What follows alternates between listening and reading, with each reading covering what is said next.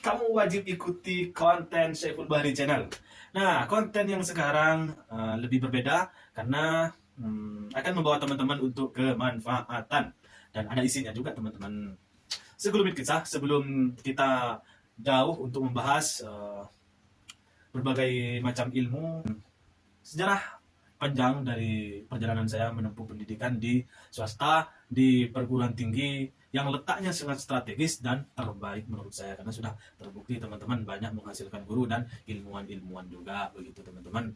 Nah, dari perjalanan panjang itu teman-teman, singkat saja teman-teman, di kampus itu ternyata ada organisasi ekstra dan intras. Sehingga saya mengenal itu teman-teman, tapi saya di intra hanya satu periode saja dan di ekstra saya sampai selesai di kepengurusan PC.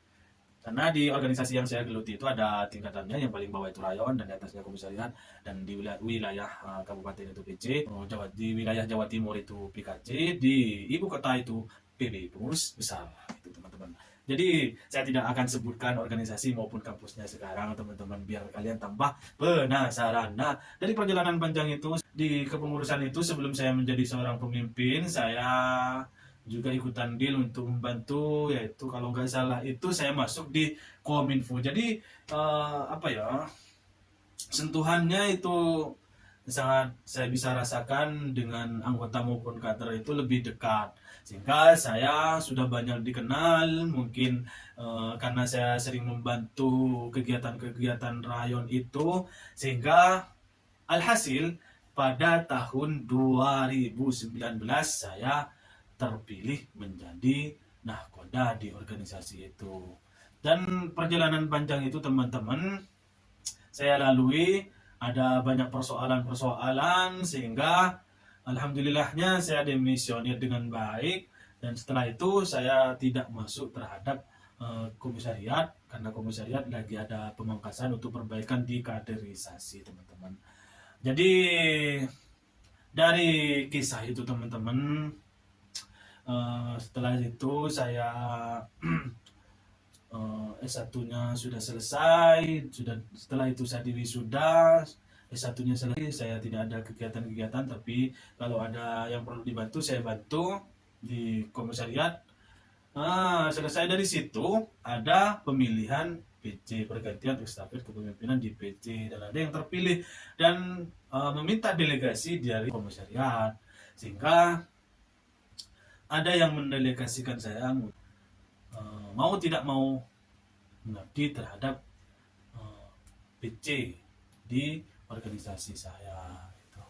Dan setelah itu saya mengabdi dan banyak kegiatan-kegiatan yang saya bantu, sehingga saya banyak belajar kedewasaan di situ. Dan di tengah periode di situ ada pencalonan Kopri PKC Jawa Timur, sehingga saya ikut membantu di situ teman-teman.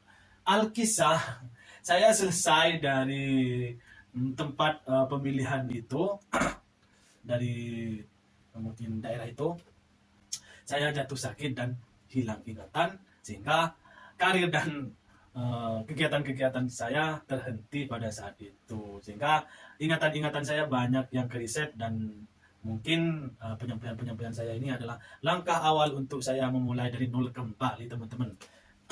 Nah, sekarang lebih fokus terhadap pembahasan teman-teman. Kita masuk terhadap pembahasan sekarang.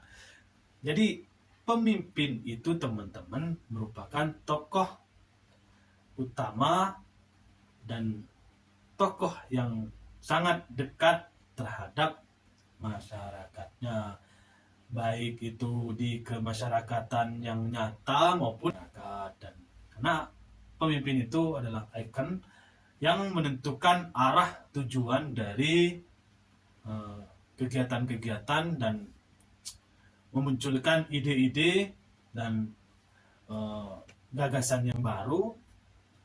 Jiwa sosialnya harus ditumbuhkan, intelektualnya harus selalu dipupuk, dan pemimpin itu harus menjadi konseptor. Karena berbagai perjalanan panjang itu pasti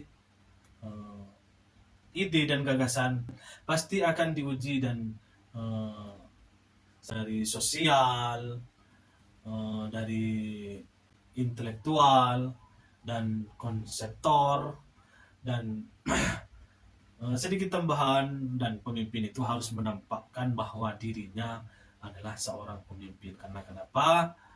Yang pertama itu harus soke dalam artian gagah, tunjukkan bahwa diri kalian itu adalah seorang pemimpin, mampu mendamaikan dalam situasi dan kondisi apapun, sehingga tercipta kedamaian di dalam organisasi itu, dan organisasi itu berjalan sebagaimana mestinya, sehingga organisasi itu tidak jalan di tempat dan selalu ada perbaikan-perbaikan meski sedikit konflik dan lain sebagainya. Itu menurut saya adalah kedewasaan terbesar bagi orang yang mampu untuk merangkul semua elemen. Karena pemimpin itu harus berada di tengah-tengah, tidak boleh berpihak terhadap salah satu kubu, harus saling melengkapi, sehingga nanti akan menghasilkan pokok pikiran yang bisa dituangkan demi kebaikan organisasi.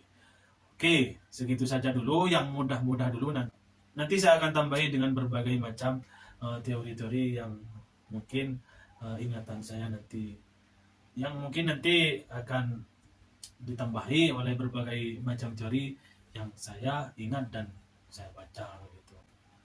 Terima kasih. Wassalamualaikum warahmatullahi wabarakatuh.